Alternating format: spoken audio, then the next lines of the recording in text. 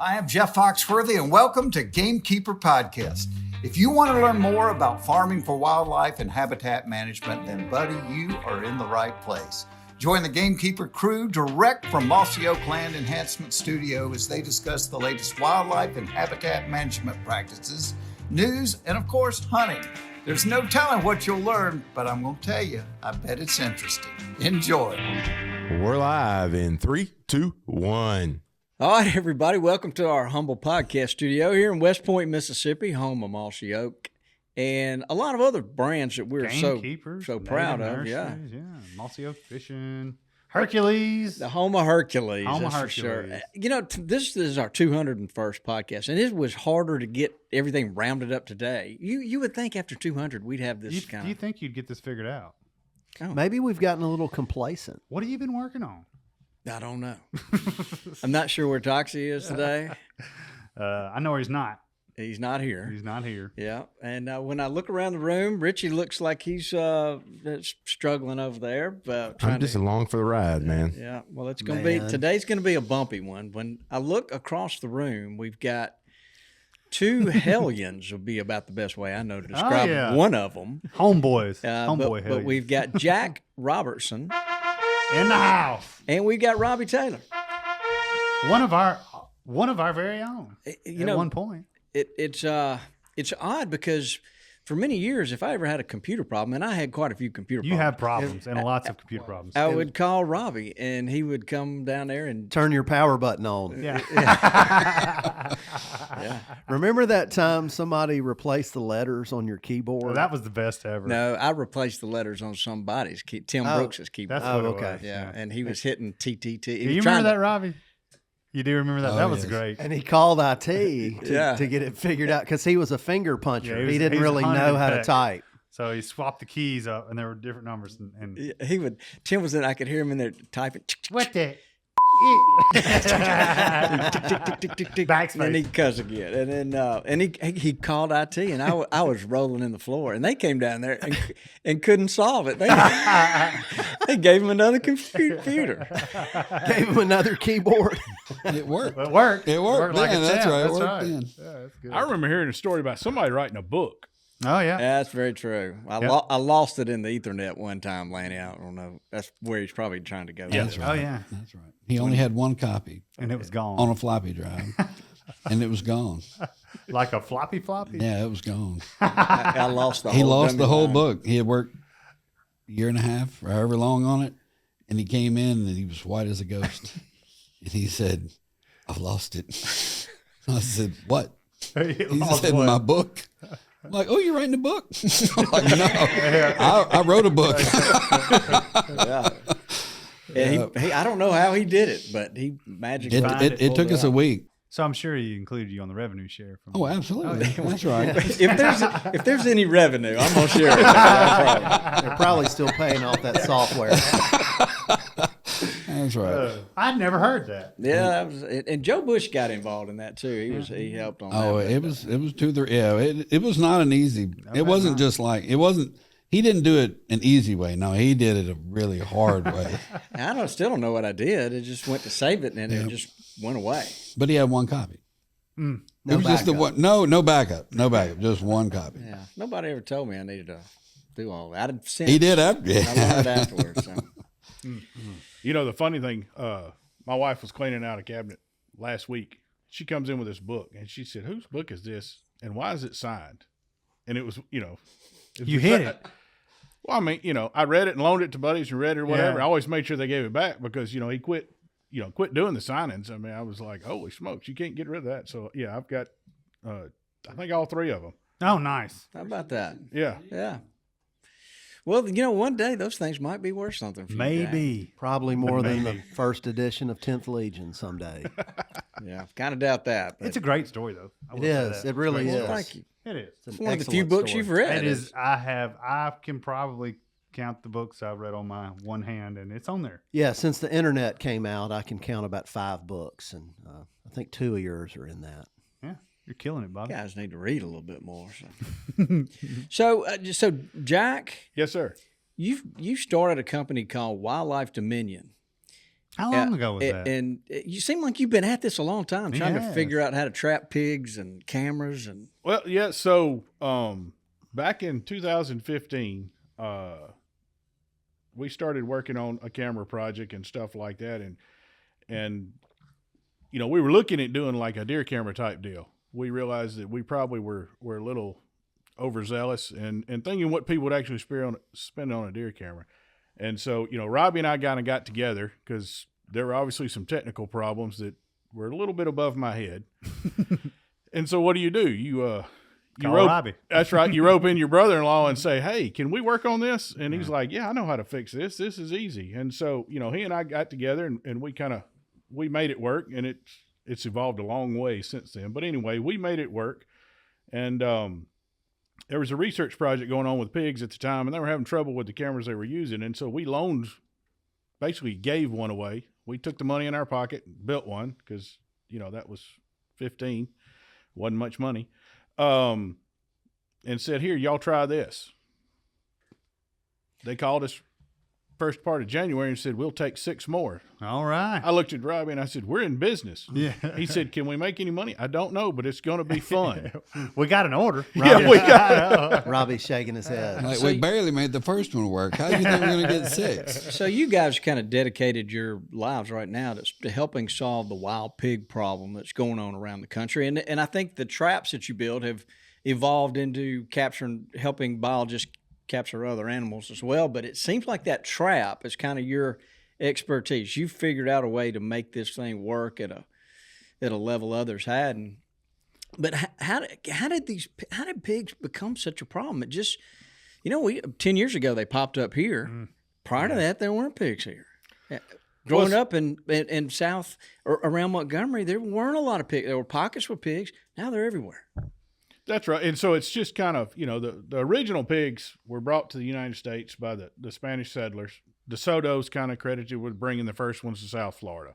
And what they would do is whenever they came to a new area, they would drop off some pigs, let them free range, and then on subsequent trips, they would have food there guaranteed to eat, not knowing where they were going and stuff like that.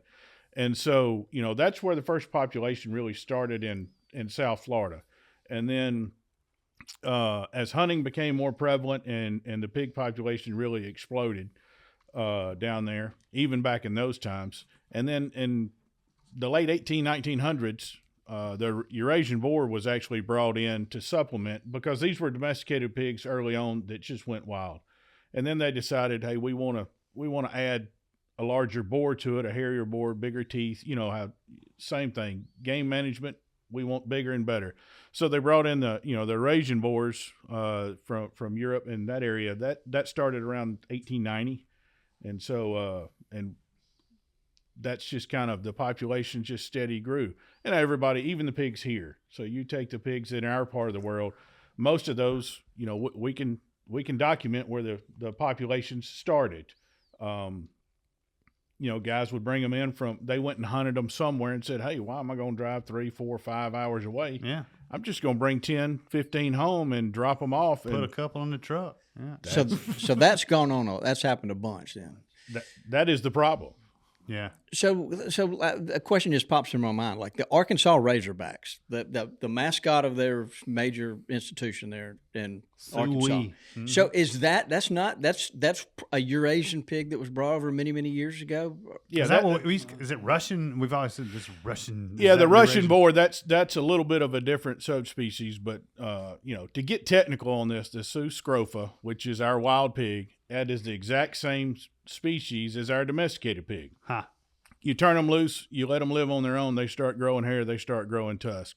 And so whether you're talking about a wild pig, a feral swine, same Friar species. Nature, Russian boar, it's all the same species.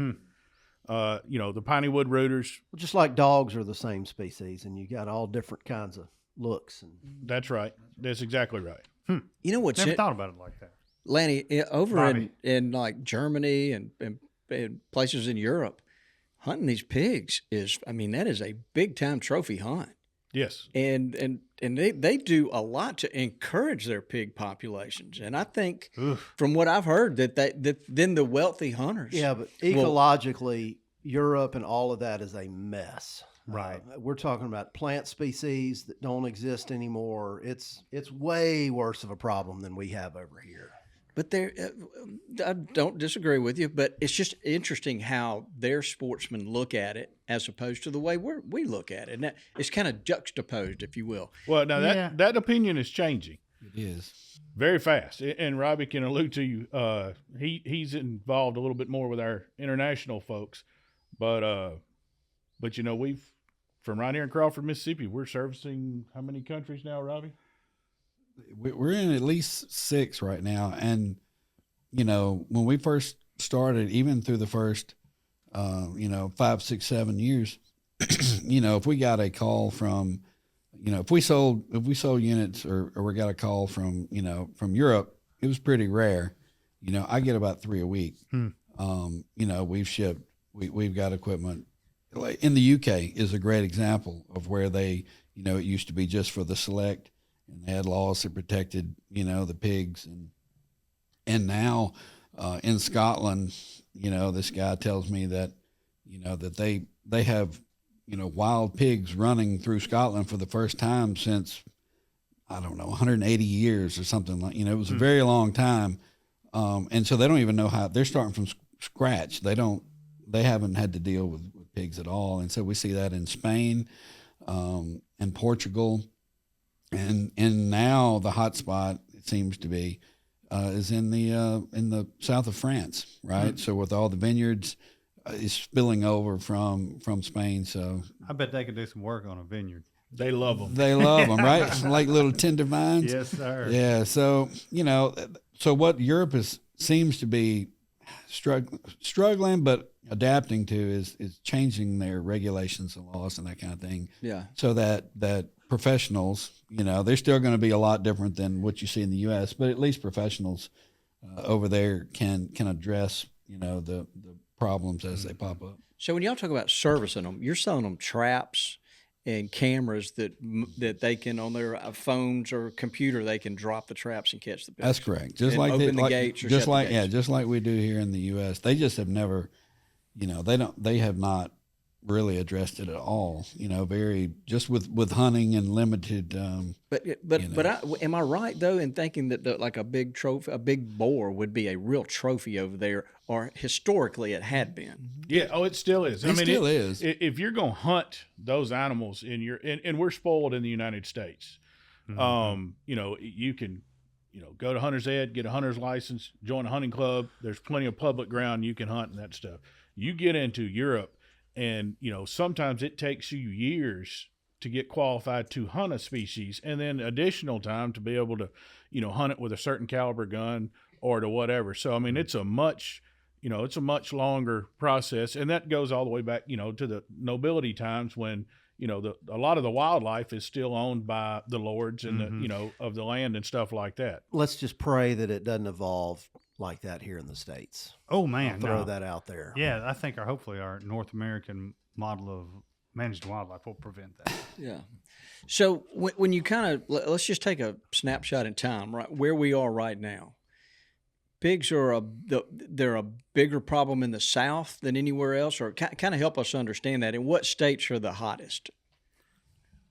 Well, that depends on where you are. Of course, if you've got pigs, It's the hot one, yeah. Yeah, your problem's worse than anybody else's. We hear it every day. Yeah. My pigs are different. No, they're not, but that's okay. So yes, historically, you're looking at Southeast United States, and so it's typically South Carolina, and it comes, you know, across Tennessee's got a little bit of a problem, or it's a growing problem, and then it stretches, you know, slightly up into Missouri, Oklahoma, and Texas. Now, that's been our historical problem. Now we're in 36 states. So now, you know, we're addressing problems, you know, around the Great Lakes. You know, I'm sure everybody's heard about the super pigs that are coming south out of Canada. I haven't, so I want to learn more about Tell that. us about the super pigs. Well, it's basically, we'll kind of strip it down crayon level. Good, that's what I need. I figured Thank you, that's the Jack. reason I looked at you. You know, you go back to evolutionary times. So animals in colder environments have larger body mass and stuff like that. So they are a larger pig typically than ours are, but they're also they're closer to a domesticated pig, so they're fewer generations away. So they have larger litter sizes. So if you're looking at, Southeast United States, 5, 6, maybe 8 on a good litter for us, or a big litter. Theirs are going to be 8, 10, 12, could go to 15. And that's why they're calling them super pigs. They reproduce a little faster. Now, you're also talking about a new environment. So there's not near as many limiting factors outside of weather as far as food, dependency on population. You start getting into population models on that. But, that's the deal. And so, historically, everybody thought pigs in Canada, they can't make it through the winter in the wild. Well, that's not true. And it's the same kind of thing that caused us our problem here. People, they put the pigs up in the winter. They've got them in a holding pen. They feed them out in the winter to kind of protect them. In the spring, they turn them loose, let them free graze. Then they go back in the fall before winter and bring them back. Well, you turn 20 loose and you bring back 25, but they reproduced and they're 60. So that's the problem there. And so now we're seeing our northern states are having to deal with it. Montana, Wyoming, Wisconsin, all those states that, hey, we don't have to deal with pigs. That's a southeastern problem. Now they're calling us and going, hey, we got a problem. I know you do. Like I said, Robbie and I have been working with some guys in Canada. Their hunting regulations are different than ours. Their gun regulations. Your daughter's been begging you to hunt since her little brother shot the big 8 last year. You've ran a fire, dissed the fields, got stuck, got unstuck. Planted food plots, fertilized, and prayed for rain. You moved trees, limbed roads, even bought one of those fancy cell cameras. So what's your excuse? LS Tractor.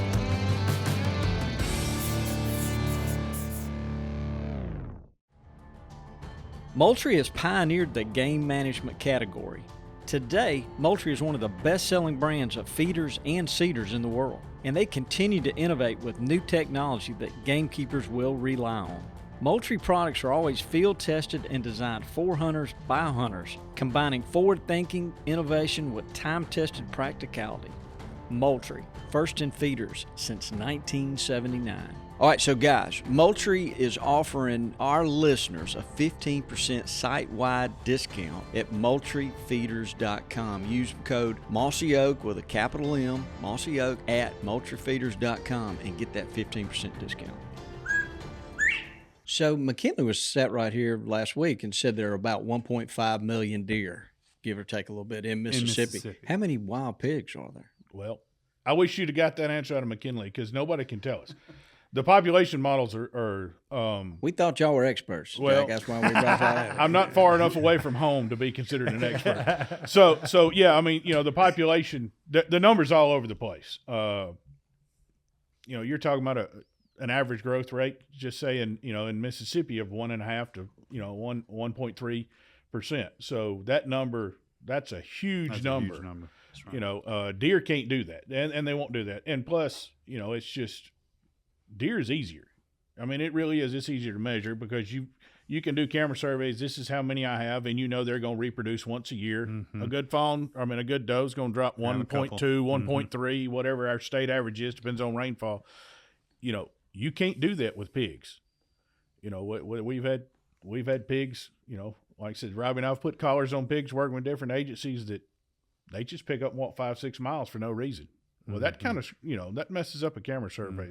There's been some work done, and we do a lot of work with different universities and research agencies and looking at some of that stuff. And right now, I was reading a book. It's a good book for you. Yeah, because it'll put you to sleep on all the different population models for wild pigs. It's you talk about Sounds riveting. Yeah, statistical modeling. I just run the other way when I hear that phrase. Yes. So Mississippi's we've got a lot of pigs here. Alabama's got them in places. Georgia, obviously Florida, Louisiana. I'm just trying to think. I think every state in the South has every got 'em. State you just mentioned has pigs in 100% of their counties. And used to we just assumed they would stay in the bottoms and drainages and things, and now they're just infiltrating into upland areas. We're we're trapping in high plains, desert type environments. It's insane. Yeah, or downtown, Starville's just a few minutes away. And I was at our local wildlife refuge, Downtown traffic. our beloved local National Wildlife Refuge, and deer hunted there a lot this year. And you can't go anywhere without the ground looking like it's subsoiled. And they eat every salamander, every beetle larvae, everything in their path, roots, acorns. It just scares me to, I'm an oak nerd, and it scares me to think that, we have deer overpopulating and eating all the acorns now, and it's affecting oak regeneration. But now with these pigs, it's 50-fold worse. I mean, you can go a mile and not find a single acorn. Yeah, and what effect that's having on other What about species some kind too? of rare salamander? They eat every one of them. Gone. Look, guys, I experienced a couple years ago, and I have a witness, but I killed a deer, and before I could blood trail it and get to it, there was a pig on it eating it. Mm-hmm. Without a doubt. Yeah. You look at, going back to gamekeepers, and of course we're always concerned about, our game species, which for us, the big species is turkey and deer. Mm-hmm. Well, how many states have produced nice results that just everybody's sick about for the turkey recruitment over the past 2 or 3 years? I believe there's a direct connection there. I was going to bring that up. There it is, and you hate to say that, but, we've pulled stomach samples on pigs a lot. Mm-hmm. There's not much that you won't find in there. Right. And then what Dudley's saying too, just virtually wiping out all the red oak acorns that, are great food sources for hens and stuff in February and March. Before they're getting bred, get them in a healthy condition to have a successful. And if they don't find the nest. Right. Yeah, if they don't find the nest. It's so frustrating. Like these areas I used to go and check for acorns in February to see if turkeys were still scratching, gone. It's just all pigs now. And one thing I've noticed, if I'm hunting one afternoon and I'm watching several deer, if a pig shows up, the deer are gone. It's just like they don't want to have any part of it. And you know how you see deer and turkeys mix in together, and they, but the pigs, they don't do that. And to make it worse, there's been some movement studies done. The big mature bucks leave first. The does will hang around even longer once pigs show up, but the big bucks will not tolerate it. So if you want, that's interesting. Yeah. So if you're really interested in trophy deer management and you're looking for that big buck, you better get on top of your pig population quick. Mm-hmm. Mm-hmm. So quick and often. And often. Yeah. So speaking of that, we had William was talking last week about the percentage of deer you needed to harvest to keep the population at a constant level. Do you have a indicator of that with pigs? You want to answer that? As many as you can. Yeah, well, and that's it. But you can't do it with a rifle, though. No. I think 70%. 70. Yeah, So you have to remove roughly 70% of the population to keep them from growing. That's right. Keep it steady. And you can't. That's astounding. Yeah. And So- all it takes is one. Sorry, Bobby, I interrupted. No, go ahead. All it takes is like 1/40 of an absentee landowner, and those, you may have control of 700 or 800 acres that you're trapping pigs on, and then you've got one absentee landowner that doesn't do anything, and it may only be a 40, and that can be their little stronghold. Where they're where booming from. they can retreat to that, reproduce, and then come back out. So let's real quick. Help us understand, how fast do they reproduce? Yeah. And then How many can they have? Yeah, How many litters can they have? and- How quick can they do it? What age can they get? yeah. I know you got some of that, Jack. Yeah, so you're looking at an animal that becomes reproductively viable at 6 months old. All right. People say they can have 3 litters. Really, the average is about 1.5 to 2 litters a year for us. Now, that's a population that's established and growing. Of course, you get a new population, it can be even worse. So, if you're looking at a single sow, and she's going to have little ones with her, and as soon as they're 2-3 months old, if you harvest her and check, she's already bred back. Mm-hmm. And so that's the reason, and once the big problem is, once a pig weighs 20 pounds, what's going to kill it besides us? Right. I mean, there is no predators. Yes. I mean, everybody's seen the video that went viral about the bear that ate the pig up there at Cage Cove. Well, we've done trapping at Cage Coves. They don't have enough bears. I mean, that's just kind of, it's not a population control. Yes, every now and then you'll see an alligator or a coyote that'll grab a smaller pig, but that's not a population. There's not a regulation. No, I mean I think there was some stuff about the mountain lions in Florida occasionally eating pigs. But what are we going to do? Release 1 million mountain lions? I mean, no, it's just not. It's not enough. Yeah, that's kind of that's like 15 years ago they wanted to increase the grizzly bear population until they realized that the hunter attacks by grizzly bear went up like 200% in 1 year, and they said, okay, maybe we don't want 25,000 grizzly bears in Yellowstone. Yeah. So, Jack, do y'all eat wild pigs? It doesn't look like y'all turn much down. I just said. I think their main focus is for the pig to be dead. So, when I look at y'all and y'all are trapping pigs, what all goes on there? Are there some you select out and go, yeah, that one's one we'd eat, and these we wouldn't eat? I'm just trying to help people understand. Anytime you're dealing with this, you hate to see meat just go to waste.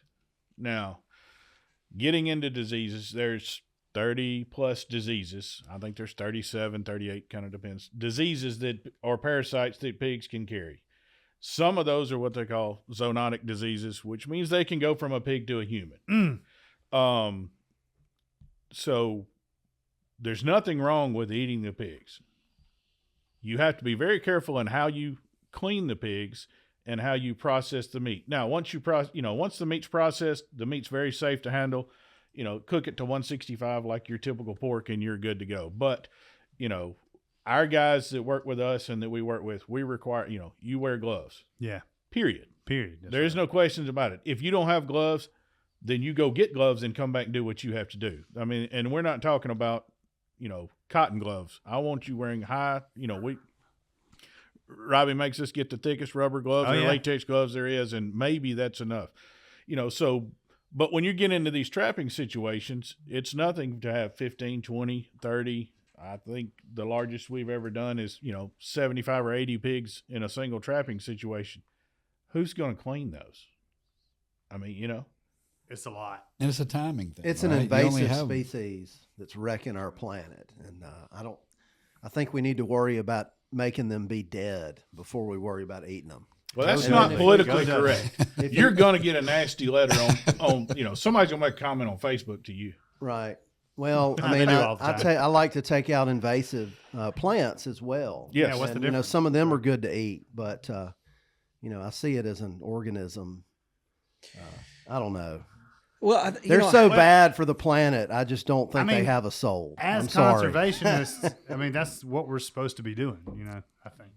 Well, the biggest thing we need to make sure we're doing is yes, we have to manage the problem we have.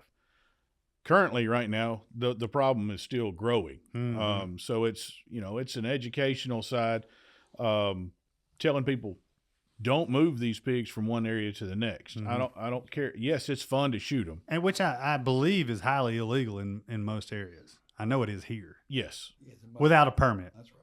Excuse me. That's right. You can't even get a permit in Mississippi anymore. You can't? No, sir. Okay. So back in the day, a guy would take a cattle trailer. Yep. And he ended up some buddies. They might catch a few pigs, and you could catch them with a catch dog. Yep. Oh yeah. And I remember hearing stories about guys that carried handcuffs, and they would handcuff the pig and then carry him out. Yeah, like you're looking at it, but this is what happened. And then they put them on a cattle trailer, take the handcuffs off. Take them out here to Sukatachi Bottom and let them rip. They'd drive somewhere, and somebody would buy them, and they'd back up in the dark of the night and turn them loose. And that's how they got here, I think. I mean, that's what the old timers around here have always said. Yeah.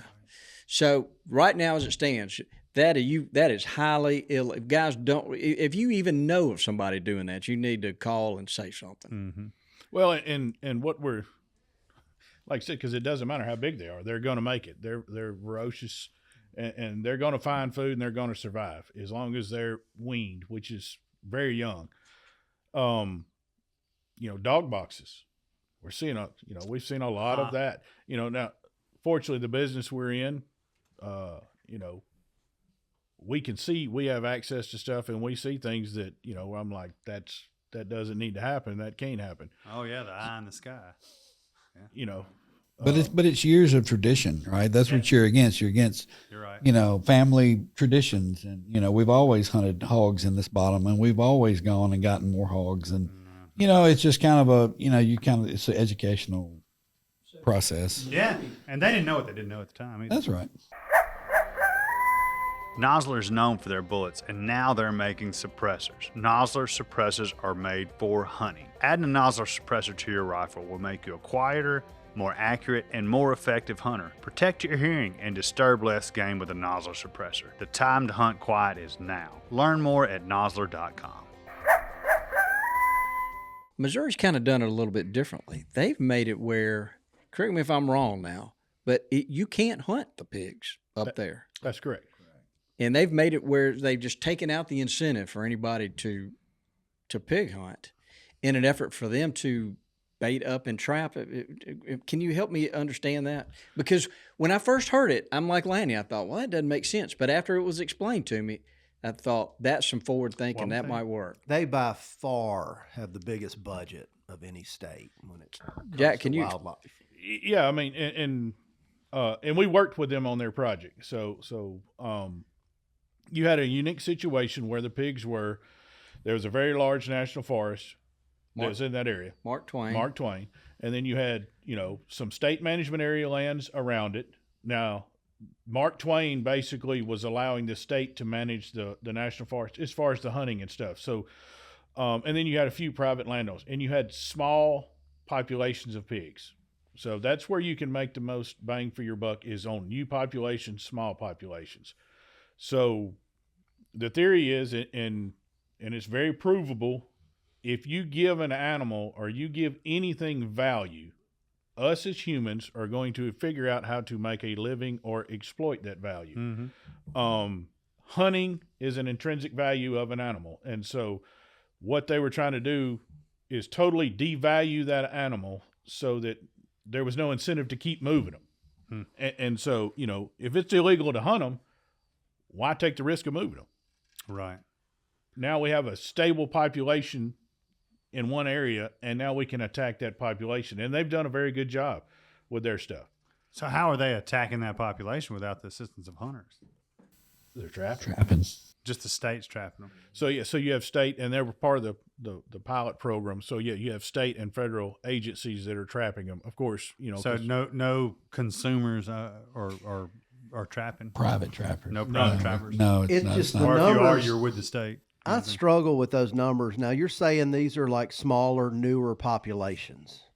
But, Lanny, take a guess at how many sounders we have just in Clay County alone. And if you think there's enough government people that could trap all of those. I don't know. I couldn't even begin to make how many sounders we I mean, have. you'd have to have a government truck parked Every corner. every mile on every county road, Mm-hmm. I don't know. And that's the controversy that you hear from up there. From the other side is the private landowner who wants the flexibility to trap, not necessarily hunt, but to even trap. Yeah, and I'm not trying to stir the pot. I'm just trying but it's definitely. Oh, that's a boiling pot up there. It's definitely a controversial approach. Because that even if crazy. you were to bait, So even on private lands, you're not allowed to harvest a feral pig. that is correct. Wow. And you can't trap them. I'm not going to comment on what I would do if I was in that We situation. know what you Well, do, I mean, Doug. now the Something was attacking my garden or, that's my right. land. I mean, there's still room for incidental takes and for whatever, but Incidental. I like that. but you have to make sure the government, when you're doing something like that, you have to draw a hard line in the sand. Sure. And because if you don't, people are going to exploit that line. They're going to push it. They're going to do whatever they can. That's human nature. And let's realize the people that are causing the problem really don't care about the rules anyway. Yeah. There's a lot of parallels with that with guns too. That is, you're right. And so, not to say that if you're a good landowner and you're working with game and fish or whatever, and you're communicating, they'll work. There's probably room. Let's say it that way. There's Maybe probably they'll room. turn a blind eye. Not really turn a blind eye. Let's say we're going to work with you. And so that's the best for what, and that's with any situation, no matter what you're doing. If you're doing things by the book and you're having a problem or you're working, 99.9% of the time, you can contact your game and fish or your ag agency, and they're going to work with you. Everybody knows this is a problem, but what they, I'm going to defend them a little bit here. What they have to draw a line in the sand and say, we can't do it this way. You can't do this. Now, and I'm sure there's ways to get a private trapping permit and stuff like that. I'm not 100% up on what they're doing in Missouri. I knew, Robbie and I made the decision early on. We're not going to go up there with a big showing, because when it started, it was a complete boiling pot. There was tempers flaring. Oh, I bet. Yeah. I mean, Missouri is not that far removed from a southeastern state. No. Is it working? Yes. What they're doing? Yes. Wow. There you go. So, yes. So, I mean, they're getting a very good handle on their pig population. I don't think most states could afford to do that. And I hear your point too, Missouri versus what we're dealing with here. It's two different things. It's two different. Yeah, they have a portion of their actual sales tax. Well, and that's why the public land stuff's so good up there. Well, they haven't. It's not a historically a pig hunting area. No. So guys didn't raise up with it. Boy, my daddy used to take me doing this. My granddaddy. Mm-hmm. So it's all kind of new to them. And we went to. There was a piece of government land that they're contracting with private trappers to do some management, and so they contacted us. And for some reason, Robbie couldn't go. So I got elected to go up there, and he was like, hey, we're going to go up there and we're going to help these guys solve this problem. And we very well could. And we sat down and had lunch with the guy that had the contract. And the first 30 minutes, he was showing me pictures of his prize hog dogs. And the government's going, why is he not catching more pigs? I went, because he's selling prize hog dogs. And they're like, we're just going to pull his contract. Let me get out of this state before you pull a contract that his great granddaddy got. I mean, it's been in there. That contract been in their family for over 30 years, and you want me to come from another state and tell this guy how to do what he's supposed to be? No. I'm going home. That's exactly. I can pass in a hurry. Yeah. I mean, there's situations where you got to, like Robbie was saying, this is very cultural in the Southeast. Oh yes, yeah, definitely. I see a lot of parallels. I mentioned plants again, and I do keep cutting Bobby off. But a lot of these plants started out being introduced as safe to plant. Iliagnus.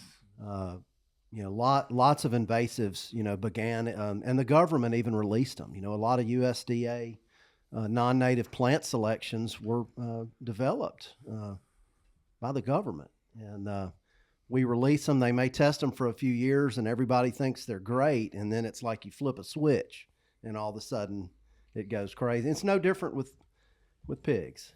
I mean, anytime. I don't think the government ever really encouraged them. But the government. This was before there was a government. It's when this problem started. Now, and we looked the other way because it wasn't a problem per se. We didn't perceive how big of a problem it was, and that's. We discuss that all the time. What makes a landowner say, now I'm going to do something? There's been pigs here for 20 years. All of a sudden he picks up the phone or he comes and sees us and says, I need to do something right now. And so there's a threshold there, and it's different for different people. But, trying to find that threshold, and we've looked at it over, thousands of customers. What made him click? Some guys, when the first pig shows up, he's at our place that morning buying a daggone trap, and I'm going to stop it right now. Yeah. Some guys, it's not until he's losing 40 or 50 acres of a 200-acre row crop field. Mm-hmm. Now I need to do something. No, you should have done something a year ago or 2 years ago. Yeah, he hadn't leased this property to a farmer for 10 straight years. The first 9 didn't bother him. On the 10th year, he's had enough. So I think I've seen some stats on how much agricultural damage they're causing. It's pretty horrific. It's bad, real bad. Yeah, like with a bee. Yeah, yeah. And it depends on who you ask.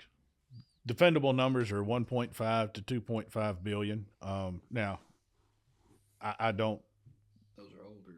Yeah, those are older numbers. More this year, and I don't know what that number. I've never stacked my 20s up to see what 1 billion looks like. But the crop loss is one thing, but it's tearing up turn rows and affecting your equipment. You cause a bunch of they make a bunch of holes in the ground, so when they run their planter through there, it tears up the planters, and it's not just Oh yeah, the actual crop. It's not just crop, and that number incorporates a lot of different things from crop loss, like I said, maintenance on equipment. And a lot of people don't, like you just said, Lanny, your back hurts. Well, what damage did you do to the front end of your tractor that you're not going to have to fix for another? We broke a frame on one this year. That's right. Yeah. Broke the frame. And so when somebody sends you a survey that says, how much money did you lose from pigs? You didn't put the cost of that frame in there, did you? No. But that's what did it. No, or all the ibuprofen I have to take. So, I mean, and that's just kind of, and looking at all this, that's where, Robbie and I started working together, and we said, hey, there's a business model here. We both had jobs. We both had careers. This is not what, this is going to be a side deal. We're going to have fun with it. Oh, yeah. But how would So how does your traps work? I mean, it's my understanding you guys have got a solution for about any budget, basically, the way y'all operate, whether it's a full-fledged trap or doors. And then you've got I'd love for you to explain all this. All right, so we'll start off by saying, so there's two different products that are put together to make a solution. So you have the camera company, which is Hog Eye Cameras. That's what we do. We're the only camera company that's devoted to trapping. That's what we do. We don't make security cameras. We don't put cameras in police cars. We don't do whatever. We make cameras for trapping solutions. The people that work, and Robbie has assembled a very good team of technical people that's what they do. They get to work in the morning, they focus on traps and helping landowners. When they go home in the afternoon, that's all they did today. And so the camera system is the lifeblood of any trap, whether it doesn't matter what you're talking about. And then beginning in, I guess, the 2019 Farm Bill, we saw there was going to be a large push for traps and need for traps. Just traditionally, we made cameras that just, you could hook to a trap you made, which you still can, but you could tie them to, any kind of existing trap. And so we still are flexible in that, but we just, the first part of our business was, just servicing, existing, products and stuff that were out there and getting them to working again. So, and then, like you say, in 2019, the government really is one that came to us and said, we're fixing to buy a bunch of traps. There's a lot of stuff on the market. We want to tweak some of it. And so, we were looking at making a trap that was light enough that you could move and be willing to move, because there's nothing worse than somebody buys a trap. It's too hard to move. They put it in one spot and it sits there forever and never works. So, you're looking at, it's got to be mobile. It's got to be light. That's a real fine balancing act from a trap that's made light enough to move. I mean, they're like little NFL fullbacks. That's it. And I've seen them break T-posts. Big NFL fullbacks. And then you're looking at budgets. What does it take to make this trap, and then how do we ship it? And that's one thing that I didn't ever take into account. By gosh, the first trap we made, you needed a front end loader on a tractor to pick up one panel.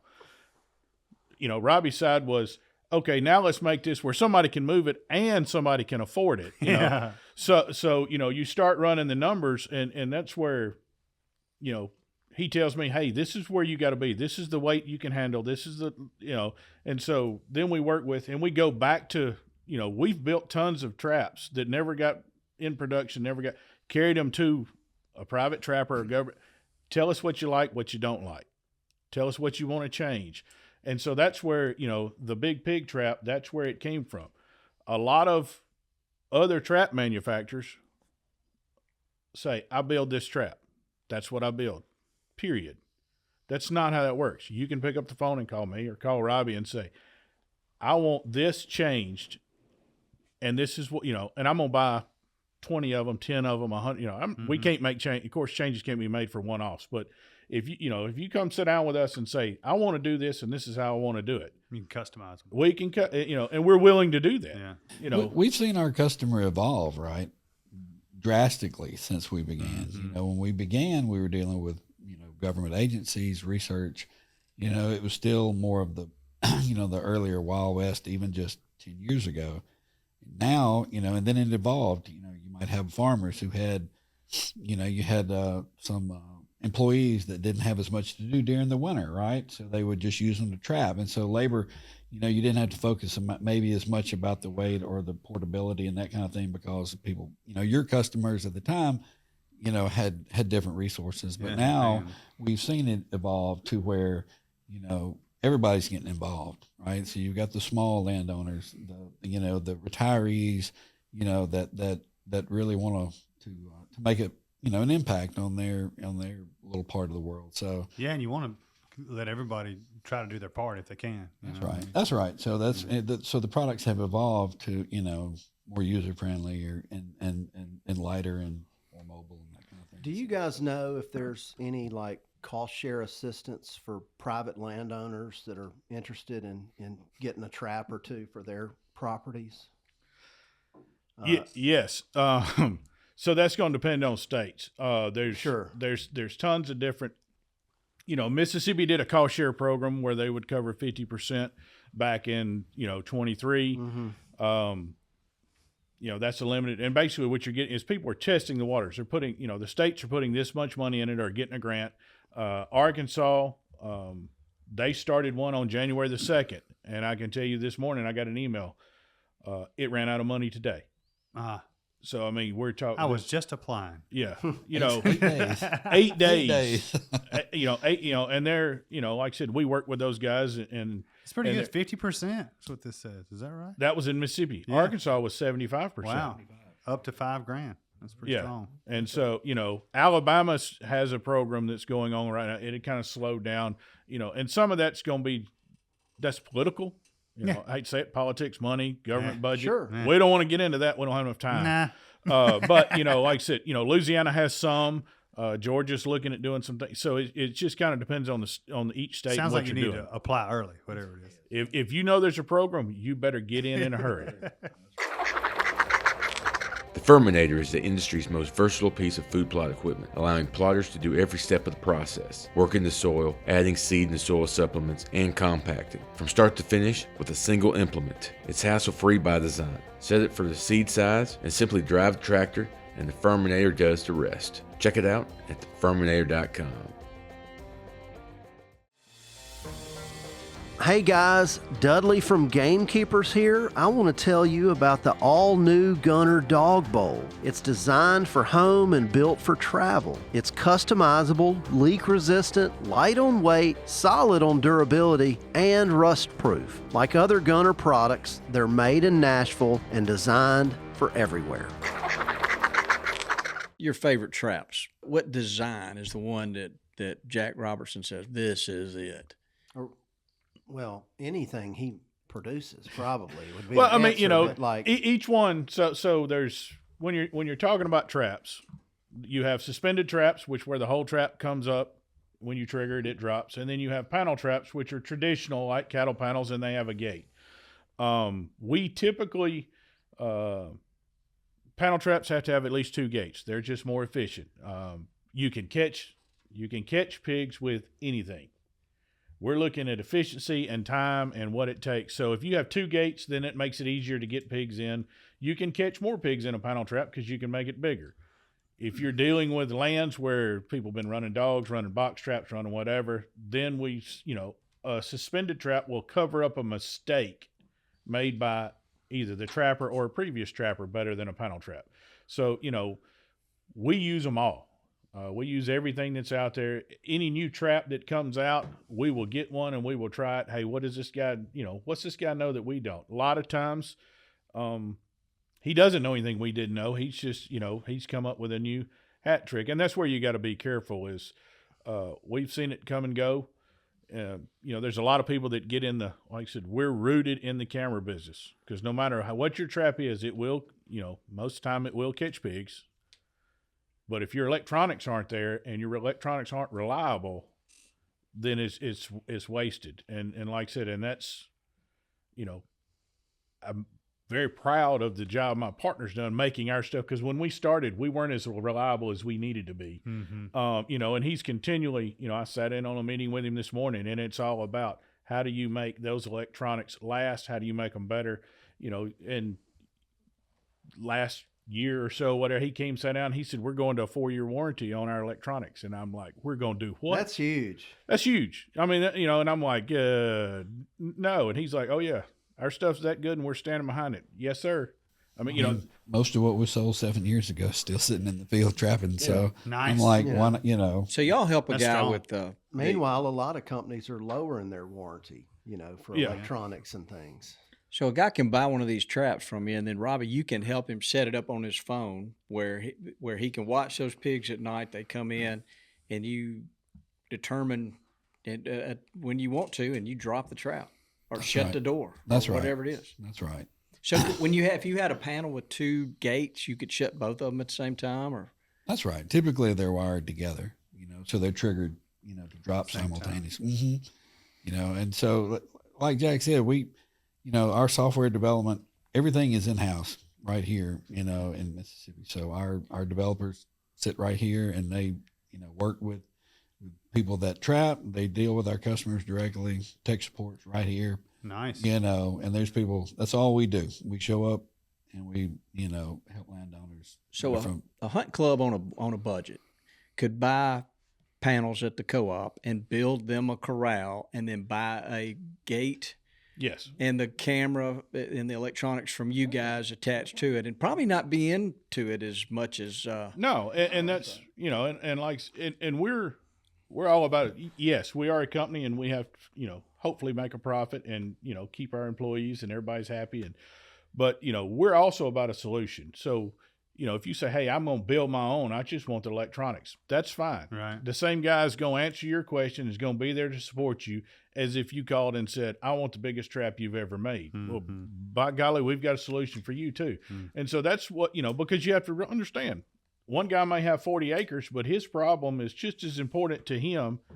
Yeah. So it has to be important to us as the guy that has 40,000 acres that has a huge budget. You know, it's not, you know, and that's kind of, we're still a small company, so we can be flexible in that situation. That's cool.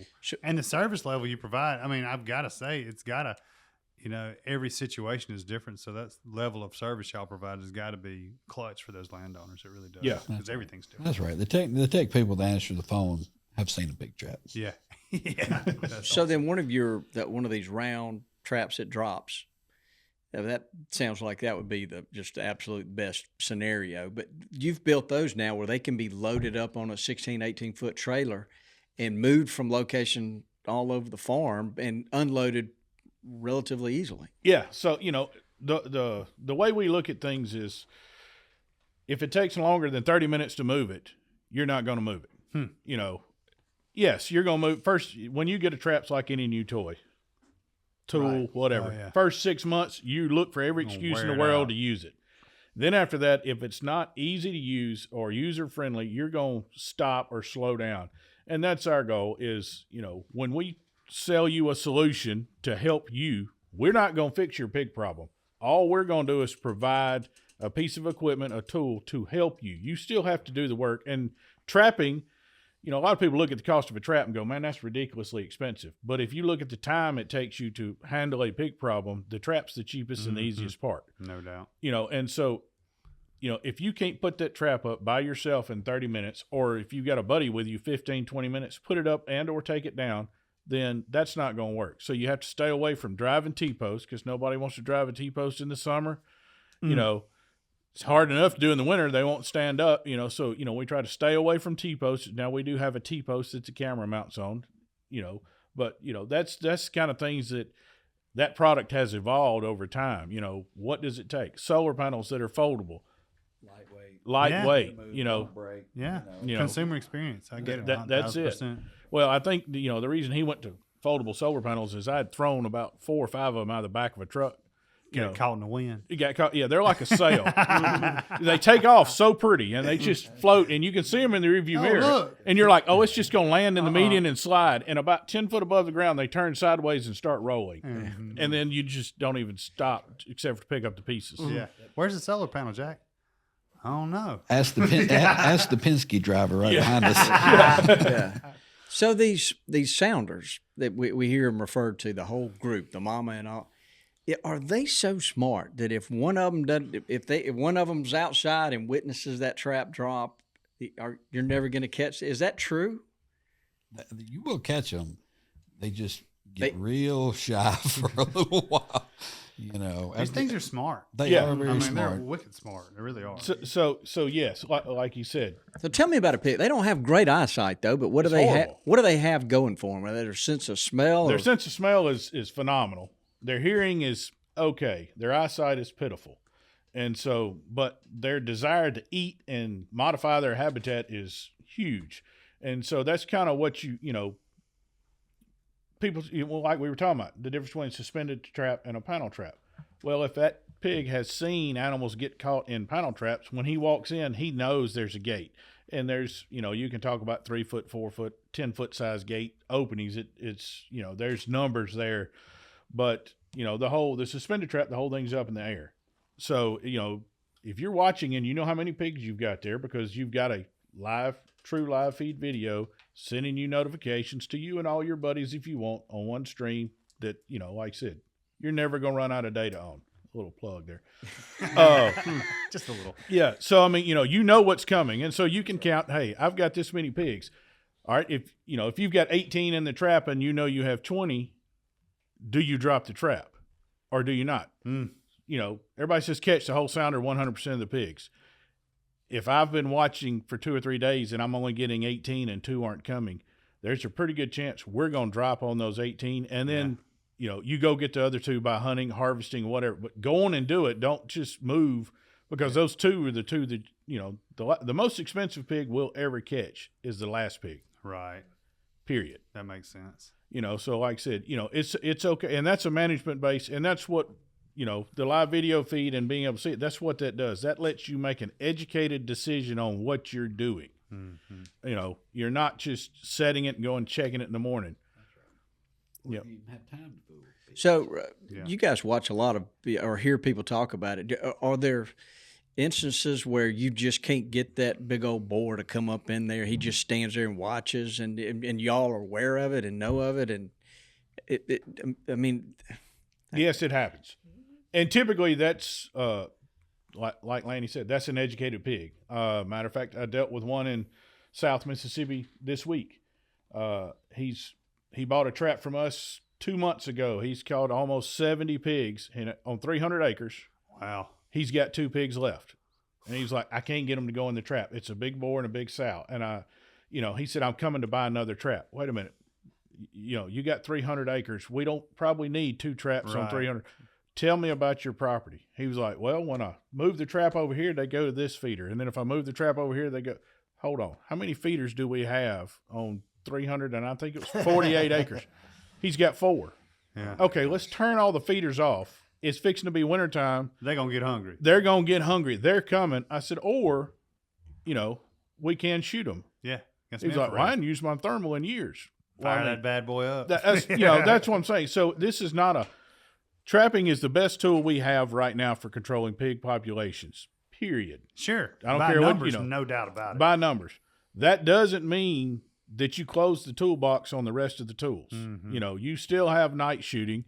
The helicopter program, that's a little expensive, but there's still people that do that. The hog dogs and stuff like that. There's a time and a place for all of it. And you just got to be mindful of it. And that's what I told this guy. Hey, I tell you what, shut all the other feeders off.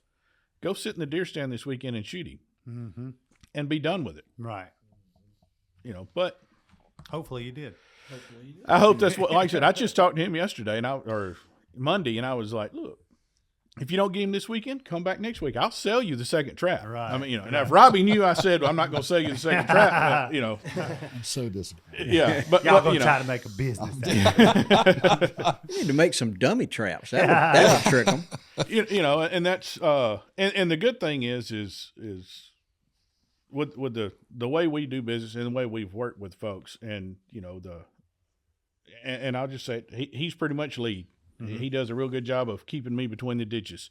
We all need one of those. We all need one. I need a good one. He's given us the opportunity as far as the company. We've hired the right people. We've put them in place to do other things, to look at expanding how we help landowners. We're not – we don't sell you a trap and then walk away.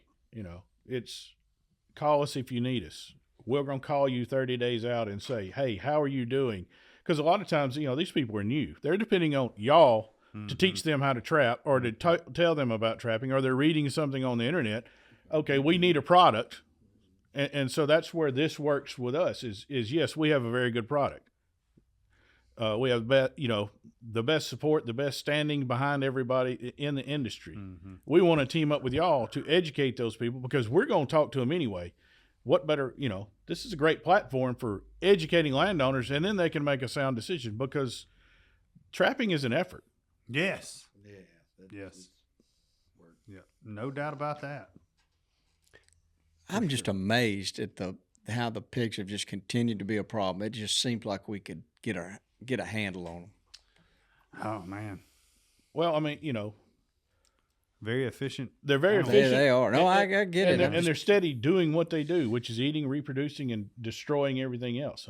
They're going to, we laugh all the time in the Southeast or in Mississippi. You either have pigs or you're gonna have pigs. Yeah. That's it. Where we are, in the Prairie Port, we don't have pigs. We've never had pigs on our property. Right. They're 3 miles away and getting closer. And I'm like, there's pockets like that here too. Yeah, and there's when you say, hey, pigs are in Mississippi, I don't have any. Oh, they're there. They're there. Mm-hmm. This part of Mississippi, Clay County, that Shuckanachi Line Creek area, we've trapped all over the world. Yeah, That's an impressive pig reproducing area. Right there is they don't. There's it cranks them out. Thousands of acres of single landowner property in these bottoms, and it's just hard to. And they are black as coal. Oh yeah. I rarely see something like Lanny killed Lanny's son Hayden. And spots with black spots on it. Yeah, right here. Did you get him mounted? He's gonna get a full body mount. But might have to edit that. I drug him down there by the ditch. We can go back and see him later with the chain. I didn't have no gloves. I wouldn't touch it. But most of them are just jet black. That's right. So y'all were talking about y'all have done some genetic studying of the pigs around the country and kind of would know if somebody moved some pigs and you could say, well, those pigs came from Oklahoma. That's so. The government agency we work with the most on the federal side is the USDA, and they've done a real good job of mapping the genetics on pigs and stuff. And so you have, you've got, without getting in their structure, like a disease biologist in this area that covers Mississippi. And so we've worked with those guys, and, it's funny. So you work with one of them in Mississippi, and all of a sudden you hear from one of them in Alabama that says, hey, I need some help in these counties. Who do you know? How can you help? Well, if we're in that area, we'll help him. If not, well, we've got landowners. If you start pulling maps of where, Hog Eye and Wildlife Dominion and Big Pig are located and have a presence, it's a pretty impressive map. I bet it is. And so we end up being partners with them on a lot of stuff, and we like that just because that keeps us in the know of what's going on. Y'all like it. Y'all hearing about anybody being attacked by pigs at all? Just what Google tells us.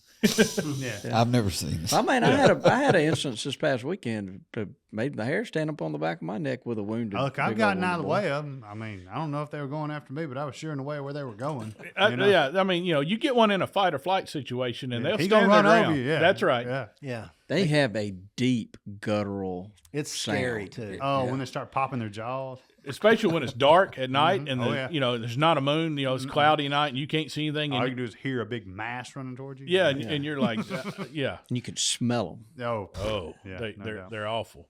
So, like I said, it's So we started down this road, but didn't really finish it. So a sow can have a litter. Is it every 14 months, or is it more frequently? no than more that? frequent than that. On average, Almost let's say 2 a two. year. Almost 1.5 2. litters 2 a year. Okay. Two litters a year. And then those piglets will be sexually active or can reproduce at what 6 age? months. 6 months. Yeah. So it's kind of a So if you do the Extrapolate. that could That get Jethro Bodine arithmetics. that ciphering. That It ciphering. can get upside down in a hurry. It's crazy. And, our ecosystems have evolved for hundreds of thousands of years for, these insects and everything. And then you throw a bunch of wild pigs in there, and just within clean the 100 slate. years, It's just changed. totally blow all of that up. Yeah. It's sad. Got to get after them. Is there anything that kind of lets you guys say, boy, we got a chance? If everybody... An example of a property that was overrun that now y'all have had a lot of success. Well, and we've had several examples. I'm sure. And nobody's going to be able to solve this problem on their own, even large landowners. What works is when you have a concerted effort of people in an area. There may be a guy that's got 40 acres. He needs to be involved just like his neighbor that has 1,400 acres. And so when you get those landowner cooperatives, and they start a concerted effort, it's very surprising how quick and efficiently they can impact it. Yeah, that's right. And they may just pool their money. It could be 3 or 4 people with 100 acres, and they're all, pitched in. Yeah, pitched in and bought one, and then they just swap it around. Hey, are you seeing pigs? You seeing pigs?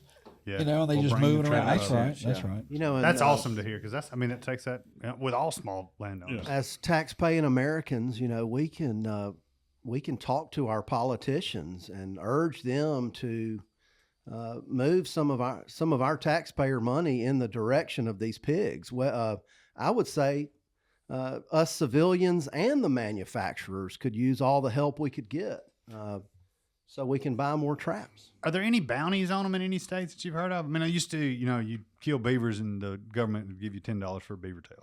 There used to be, but that's that same problem is if you put any value on it. Oh, I see what you're saying. It invites the bad people too. Right. That's right. It becomes farming and not eradication. Never thought about that. Mm-hmm. That's right. Oh, I couldn't catch that little one. Yeah. That's right. And I've run out of them to catch. Let's bring some more in so I can get paid. Well, and we've seen that, where people that have trapping contracts on property and where they're charging by the pig or by the effort. A lot of times they're doing it by the pig so that everything's above board. I'm going to charge you $100 for every pig that I catch. Well, surprisingly, all the pigs they catch weigh 120 pounds and more. They don't ever catch a little one. We had a customer of ours for years, loved him to death. He was a true businessman. He looked at Robbie one day and he said, "This is a recession-proof business." And I was like, "That's not what we want. That's not what we're going for here." But but like I said, he was a very good and he spent a lot of time and he trapped a lot of pigs. He caught a lot of pigs and he got paid for. He was in a state where he could sell pigs and stuff like that, and so. So he's getting paid to catch them, and then he was in a state that he could take them and sell them for something. That's right. And the value is really only in a pig that's over 100 pounds. Yeah. Well, he wanted more of them around. I'm just saying. Sorry, dude, if you're listening. Like I said, loved him to death, but I just So in our businessman, in our show notes will be a way to get in touch with you guys. So obviously, we'll love for you to give your website out, but a guy can call and he could actually talk to Robbie or to you and say, "Hey, look, I got 60 acres. I'm down here in South Alabama. I got a lot of," and you guys could help him. Yes, that's what y'all do all day, every day. I love listening to them, talk about the development of the business and the product. And how they listen to everybody. It's almost like crowd development. Y'all are open to everybody's ideas and everything else. That's hugely important in this. It's a cool thing, and it's very effective. But as far as a business model on the camera side, it's control. The one thing we only have so much of is time. That's right. So, you trap now when it's on your time. Now, that doesn't mean, as long as the trap stays the same and you have bait in there, if you get an animal coming, they're going to come back unless something changes. That camera system allows you to watch it, to know what's happening, and now you have time. So if you have a meeting to be at Thursday, well, I can't catch pigs or I can't catch animals on Wednesday night and be there first thing Thursday. You look at it, we still have the bait. We still have the animals coming. So I tell you what, we'll just make a plan, or I'm going to need help doing this. Right. So now I catch them Thursday night and show up with my help. Mm-hmm. The like you were talking about, the hunting clubs. A lot of people's hunting clubs an hour, 2 hours, 3 hours from their house. Well, if you're using what we call smart traps, but if you're not using a smart trap, which means you don't have any control of it, when you get there Friday afternoon, you set your trap up.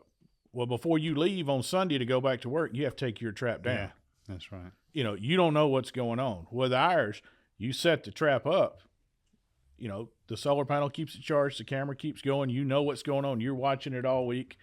Hey, I've got pigs coming. I want to go ahead and get down there on Friday morning, so I'm going to catch them Thursday night.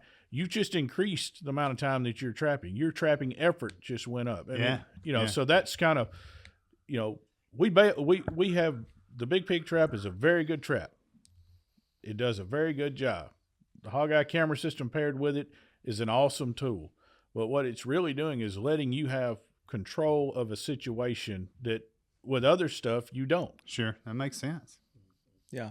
You know, and I've heard, and I obviously just speaking from kind of our little small area, but a lot of these county jails will take pigs. So if you talk to them ahead of time and say, hey, that they'll take them and clean them and Yep, they'll take them. I like to eat them. Oh, I mean, I do too, but I'm very cognizant of what I'm doing while I'm cleaning them. We did a cerebral palsy group contacted us, needed some raw protein, you know, and they'd been dealing with like Hunters for Hunger and stuff. And he said, we're just not getting enough deer meat protein.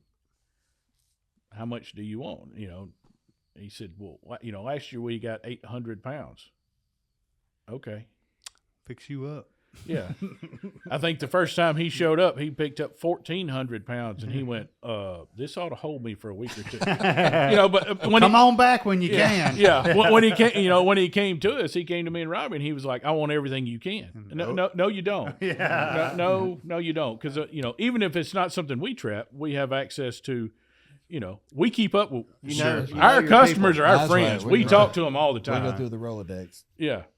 Where are you and how much do you want? And I think I heard you mention this. You've got cameras that have been out 5, 6, 7 years that are still functioning and working. That's huge. 8, 9. Still trap every day. Yeah. Y'all, all these cameras, y'all ever see a long-tailed cat? Yeah, I know you have. Oh, here we Jack, go. you know they're out there. I mean, I know what I saw.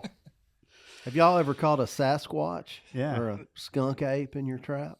Robbie had a guy that called him about a Sasquatch trap, and I had to block that number. He was in Oregon. He was in Oregon. I had to block it. I saw something close to that one time, but he was Sasquatch trap made out of kryptonite. What is it with you and the long-tailed cat? Me? Yes. I mean, when you grew up in the woods and you see a long-tailed cat, you want to defend what you saw. Right. And there's no doubt what I saw. So, and I think, do I think what I saw was a black panther? No, I know it wasn't. Do I have an idea what it was? It a mountain lion? No, it wasn't a mountain lion. It was a small. He thinks he saw a jaguarundi. I saw a jaguarundi. Ain't no think about it. I think he saw an otter. No, there's no way I saw an otter. I mean, give me a little bit of credit. Well, I think they call it an otter cat, don't they? They do call it. Is that a nickname? Yes. But I want to say there was a documented. We're getting off subject. Yeah, look, we from the always early do. 70s, I think somebody documented one. Yeah, in the Mobile River, Tensas Delta. Yeah. Look, there's a guy not too far from y'all that if I texted him right now, he would send me a picture of a long-tailed cat. It's a mountain lion though. That he's getting pictures of, and he's within 30 miles of y'all where y'all look at. Yeah, they got pictures of him in Lowndes County this year. I don't understand it. I don't understand it. And then I've seen the picture myself, and I know it was a mountain lion. Yeah. But what I saw wasn't a mountain whenever lion. we talk about them, we'll get emails and calls and direct messages, and somebody say, my uncle's got one mounted. And it's just there's nothing that we've ever talked about that just stirs folks up as much. That's right. So we love to talk about it. Well, now there was a reward. I think it was $10 million for a picture of Sasquatch. Now Bobby's on the Sasquatch. I'm not talking about. Now he's a Bigfoot hunter. That's Bobby's. I'm the long-tailed cat guy. He's the Sasquatch man. Yeah, I like to talk about the cats, but the Bigfoot thing doesn't interest me. It's not impossible for there to be a large cat in this area. Their range and as much as they'll walk and they'll move. But there's no population. I don't think there's a breeding population, but I know what I saw. I mean, it just. I just love the thought that they might be out there. Yeah. And we've got all these places that have these neat names like Calling Panther. Yeah. Panther Swamp. Yeah. Mm-hmm. And, it's just, it is. So what's your thoughts on bears? Oh, I know there's bears. Well, I know there's bears. Yeah. I mean, we've seen them down in your county. But I'm just, I like the idea that they're there too. Now, I just don't want them on my property. I think they can be destructive for sure. I've seen pictures of them. Yeah, I've had several come through Knoxville County. Yeah. We Recently. We've got a new bear program coordinator in Mississippi. We've talked to the bear coordinator, and we're going to do some work with them here in February. It's on Richie's What's list. the guy's name, Richie? Anthony Ballard is the black bear coordinator here. Okay. Oh, Game got Fish. it. Got it. He's going. Excellent. Hopefully, we'll have him on the pod one day. All right. That'd be One correct. Mm-hmm. Go He'll be- Richie. He'll be in town next week. There you go. He's hanging out with Jack. Well, we just evolved from pigs to bears. That's right. We are really. I personally just think it's really neat that the Bears have a chance. So we worked with them, and he developed a new trap, and it's a good trap. So we helped him build the camera system and the lighting system on it. See, and like I said, they've caught more bears in Mississippi this year than they ever have. Bobby likes to run a feeder. I guarantee you, if you get a bear on your place, Oh, it'll be a mess. wouldn't it'll it? be a mess, Yeah. and you will not like having a black bear. Yeah, on didn't your we place. see a picture? Yeah, we saw one in Knoxville County that was Hanging. mounted the feeder. Or like you plant a tree, like you plant a plum tree, and 3 years later it gets covered in plums. The bear will literally break the tree to the ground just to eat like 3 plums out of it. Well, we tell our customers all the time. Tree tube will not work on a bear. Because bears will come in pig traps pretty regular. I mean, we see that all the time. And if you get a bear in your trap, before he gets to your bait, drop the trap and run him off. Because if he ever learns that there's food in there, he's coming back, and you can't feed him enough. Oh, I got a picture of a long-tailed cat in Knoxville County, too. I forgot. I'll have to show you when we get done. I think I would just the idea of having a bear for a little while would I would give up a feeder if he tore it up. I would not run him off. No doubt about what I'd do. I don't You'd know. give up your Moultrie feeder? Yeah, well, you would give up your moultrie Well, I'm feeder? just saying I could get another one after he left. And they call Dan. Dan, brother Dan. He knows a guy. Yeah, he knows a guy, that's for sure. He But definitely knows a I guy. just think the Bears are cool. I'm I'm cheering for 'em. There's a Facebook group I know in Mississippi for bear sightings. Yeah. People post their game camera photos. Well, I tell you what, everybody that has used, I've heard just a lot of good things Yeah, about your no doubt traps about and it. the cameras and whatnot. And we have a big pig problem. And I like the idea that guys can go in together with adjoining landowners or members of a club and share it. That's a great idea, guys. Yeah, it is. Yeah, and that's just, like I said, getting back to it. We've been working on this problem since the 1500s. Yeah. We've been growing this problem. DeSoto. DeSoto. I mean, that's a pretty long time ago. So those- That's right after 1492. He so- came right through. He came right through Westmore. Yeah, Yeah. that's right. The sure did. original- Came right through dropping Westmore. pigs He everywhere. did. He sure did. I mean, that's what they were doing. You The can, blame, original- you can blame the Highway 50 problem on There it is. DeSoto. It's pretty amazing. It's interesting too what you said. If you took a domesticated pig, and is that in his lifetime he will grow hair and tusk if he's out in the wild? Oh, it's in like less than a year. So if he leaves him in a fence, he won't grow any hair and tusk. So a domestic pig doesn't have any hair? Not long hair like you're talking about on a wild pig. But you cut him out in the wild, and he's gonna have long You hair. turn and him tusk loose, in and a yes, year. they start slimming up. Their hair starts getting longer. Their tusk, because now they're rooting and they're scavenging for food. And so, like I said, it'll just start. And then What an adaptive creature. I mean, that's pretty amazing. yeah, really. I mean they're all. I still want them to get rid of them. Don't get me wrong. Yeah. Yeah. I mean, they're impressive. Yeah. I mean, it's a formidable, opponent, No doubt adversary. about it. So as far as the funny thing, you talk about marketing or whatever. We sat down in the first marketing meeting, and I didn't know anything about what I was doing. I mean, we trap pigs, and I'm like, we can't say that. And Robbie's going, just sit there and be quiet. It'll be all right. And he was like, the good thing We're is, gamekeepers. yeah, you go. y'all have a product, talking about the hog eye camera system, that generates his own video of an adversary that nobody likes. They stink, they smell, they tear up everything, and they're ugly. He was like, this is easy. That's right. YouTube, here we come. Yeah, well, What's the biggest pig y'all seen? Oh, that's a good question. that's a real good question.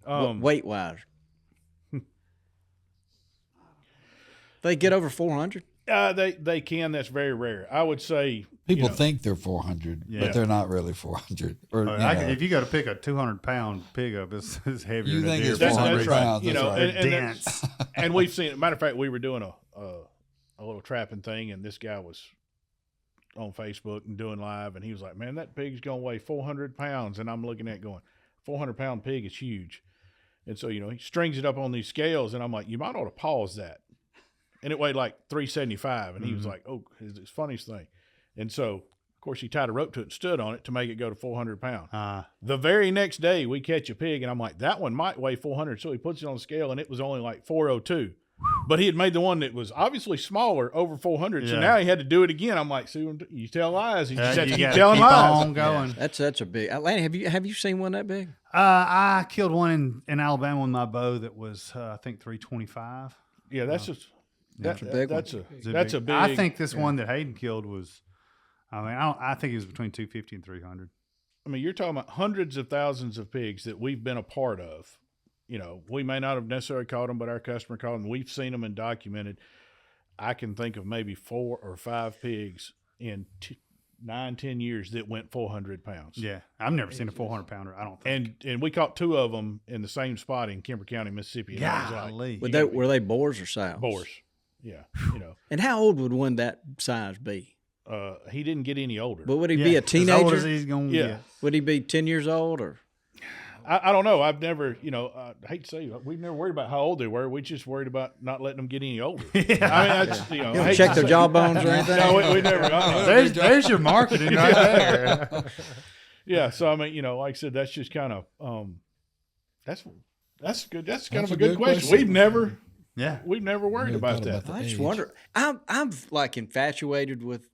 I really enjoy, and I shouldn't, because I can't do anything. But during deer season, I'd just soon shoot a pig. He shoots the fire out of it. I enjoy it. But it seems like the bigger ones. I'm gonna say that 250-pound boar. I lose more of those than I recover. But I knock them down, bloody them up. They're there, but they just somehow get away. And they'll lay there. I mean, like 5-6 minutes later, and then you look at him and he gets up and runs off. And then I can have a 150-pound sow come through, and I can shoot her in the exact same spot, do all this, and she'll be there. She might run 50, I'll find her. But these boars they're just tough as nails. You just need one of those double barrel Holland & Holland 700 nitros. That's what you need, a bigger gun. That's it. Yeah. You got to put that 223 up. But they're a lot of fun to shoot. Oh, they are. Are you shooting it's the tough. Need more again? No, I'm 20. Yeah, I don't have a need more. I've got a 25-07. We talk a lot about, kids being immediately put in a shooting house, and the small game thing is kind of gone by the wayside, and there's a lot of pigs on public land now, and you can take a kid out and teach them how to stalk something and get downwind of them and creep up, and I will say, it's a from good my learning experience, tool. they are great to stalk on if you get the wind on them. Oh, I mean, you can burn them up. I was in the hunting industry when I got into this, and Still in the hunting industry. Yeah, I made some friends up in on Highway 50, and I can't tell you how many times. Hey, we can go shoot a pig. Yes, and you get the wind right, and you sneak up on them, and they shoot 35, 40 times, and 1.5 pig dies. Now it's not the way to get rid of them. No, it's fun. No, And then somebody, a couple of miles away is like, I all of a sudden got pigs. Yeah, well, that's exactly right. I got pigs. You move them for a little while. That's right, for a little while. And that's you're exactly right. And we do that. There's a lot of times a farmer calls us, hey, I just planted my crops, and pigs are tearing me up. Well, we don't have time to trap them now. Pressure them out of there. Yeah, let's run them off, and then we'll catch them in 2 weeks when they come back. And he's like, oh, they're not. Do it with dogs typically? You can do it with dogs. Like I said, it's whatever it takes, because now you're dealing with a landowner that's trying to make a living. So, So we try to help them immediately. Yeah, and don't get me wrong, when you help him, he's coming back. You just made a friend and all, and that's. But it's a critical time of year for him. That's critical, because if he doesn't get it right now, he's gone. Baby ain't got shoes hosed. next winter. Right. I mean, it's crazy how they'll find a row of planted corn, and they'll just bury their snout and walk in a straight line and eat and chew. We've planted and they go all back. for that one little piece of corn. All right. 2 things we need to do. They brought a trivia question, and we've got our friends at Sheffield. We could talk them into financing these traps for that is a great idea, because it's a legitimate piece of farm equipment. Yeah, I bet we would love to talk to them about that. Yeah, I bet we can make that happen. Yeah, and they're already financing all of Bobby's taxidermy. I don't know why they wouldn't be able to do these traps. So Richie, who is? Would you tee us up, Richie? Today's trivia is brought to you by Sheffield Financial. Explore swift, effortless, and convenient financing for power sports, outdoor power equipment, and trailers. fueling your pursuits in hunting, fishing, and gamekeeping. More details at sheffieldfinancial.com. Well, Richie, you have polished that on up, hadn't you? Yeah. Hey, you didn't add pig traps, Richie. Traps to the end of Yeah, We're adding it's a work in progress. pig traps so- on there next. Richie, you've got $1 million radio voice. Yeah, you do. Well, apparently it's worth $1 right now. Don't tell him that, Dudley. So, look, Sheffield Financial guys. So if you're in the market for a 4-wheeler or something, they got 14,000 offices. Yep, tractors. They're good folks. Yeah, they are. And we're going to call them about pig traps. I'm actually going to do that for you. Can you imagine if you could get a loan and cost share for a pig trap? I mean, think of how many we could buy. Ooh. Who are we playing for, There's Richie? multiple options. All right, so we're playing here for George A. Feig. F-I-G? F-E-I-G-E. Ooh. So, Good Fa- job. is that phage? or it could be Feige. I don't, I think you nailed it the first time. So, with Bobby and these names he hands me, Yes. I think there's something to do with that. I think it's Feige. I think like siege. Well, there's like a Feige with like Marvel Productions, I did get a call the other day. There wasn't Calvin Klein that sent in that question. Oh, it wasn't? No, there's a nice lady emailed me. She said, "Hey, we've got." I'm not Calvin Klein. Yeah. Basically. We thought we were going to go turkey hunting on Calvin Klein's place. So George here left a nice review, and we're playing for a 1-year subscription of Gamekeeper magazine. Boom, the How best about that? book out there. Yeah, the gift that keeps giving all year long. All right, so we actually brought 2 questions because I know didn't know how Jack's gonna difficult put this on us. you I wanted can to be. tell. We're undefeated. Well, he's going to be as difficult as Well, I possible. think say I can tell. undefeated. Wait, That wait, just wait, told wait, me wait. which one. Yeah, we're going great. to. What are you doing, Bobby? Wait. Yeah, I don't know about undefeated. All right, so and these numbers were Maybe verified. heavily edited. Sorry. No, you're fine. Keep on. I can come up with a third one. So we're going to talk about, in Mississippi, Alabama. Okay. All right. And we talked about that earlier, that the average, population is 1.5% growth rate. So if you start with 20 pigs. Hold on, let me get a calculator out. I don't know that you can do it with that. Okay. If you start with 20 pigs, All right. how many pigs do you have in 10 years? And how many pigs do you have in 20 years? All right, now let's go to the other question. So that would be exponential. Yeah. That's exponential growth. That's Give me a pencil. I can figure Man, this I out. forgot all my formulas. I'm sorry. All right. How So long do I have? An hour? all right, we'll go. Let's go to the other question. We'll go to the Bobby. other question and Like, see if I'm you working can side- on ciphers. 10 You're years. going to take off Okay, your so shoes. the other question is, so we talked about, the first pigs came in with DeSoto, and then the Eurasian boars were brought in the year 1890. Does anybody know what state the first Eurasian boars were dropped off in?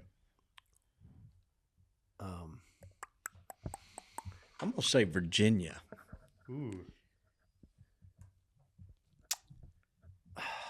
I mean, it would just be a guess. I mean, you want to say Arkansas just because that's the name of their college. Who lived in Arkansas in 1890? Good question. A bunch of Ozarkians. Lanny, you got a guess? I'm working on my math over here. Okay. What first state that they were dropped off in? For hunting. Eurasian boars brought in 1890 for hunting. Which state were they dropped off in? Oh, well, I'm going to change my answer. You said for hunting. Yeah, well, that's why I'm going to say 100% for my guess is going to be Alabama. I'm going to say Tennessee. I'm going to say Georgia. New Hampshire. Golly. How about that? You got us. Okay, I'm going to guess. You ready? New Hampshire. You got that, Richie. All right. Well, that's a good question. Lanny, do we have enough? I don't think we have enough time for you to. You keep working, and I'll wrap us up. Okay, go ahead. So, thank you for the question, and George, we'll get you your prize out. Look, Blood on the Biologic. We usually do that at the beginning. It's brought to you by LS Tractors. Jack, we've got this relationship with LS Tractors. They make these fantastic tractors. They now have a bottomland. It's a 50 horsepower tractor. It's really cool. So you got to go check out LS Tractors when you get a chance. But got a couple of folks that I want to bring a little attention to. One of our listeners, Tommy Madalena, sent in. He's got a son, Aiden, that killed a 9-point, and he's got a daughter, Ella, her first deer, a really nice 8-point. So we just want to give a shout out to Aiden and Ella. Man, the background in those photos, they look like they know how to manage their habitat. You see all that. I think that's South Carolina. Not in the tree. There. Yeah. A lot of early successional stuff going on. Pretty cool. Dudley, what you got?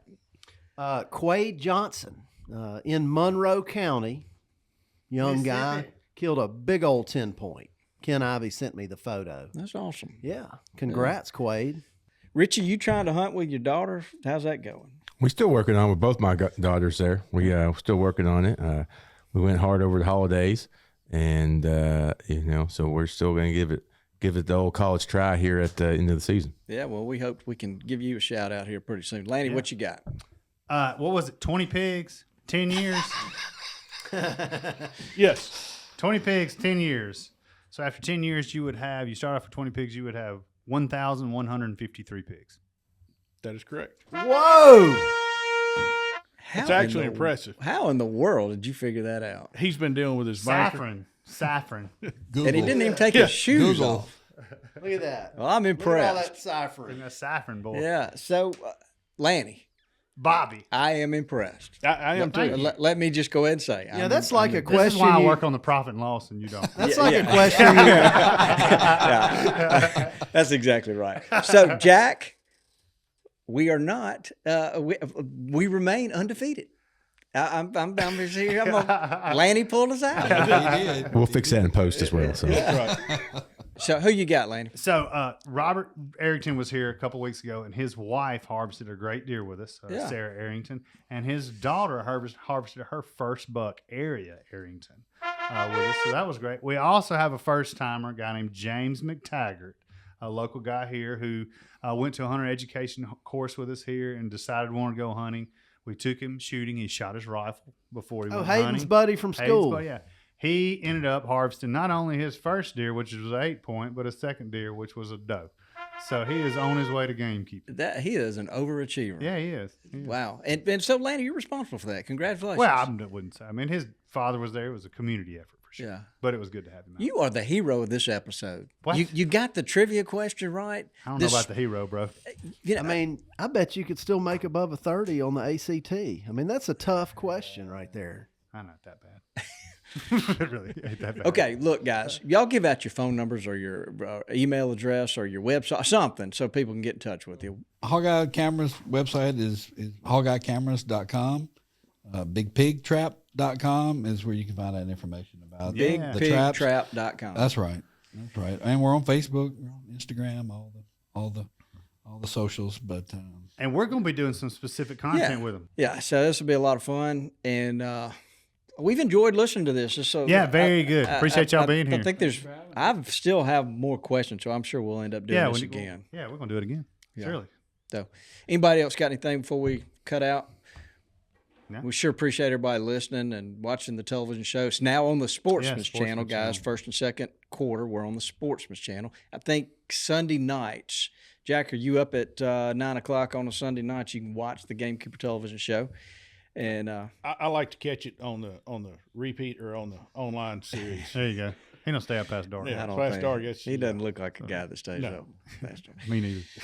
All right. Well, this has been fun. I really appreciate you guys coming. We enjoyed visiting with you. Why don't you say goodbye, Dudley?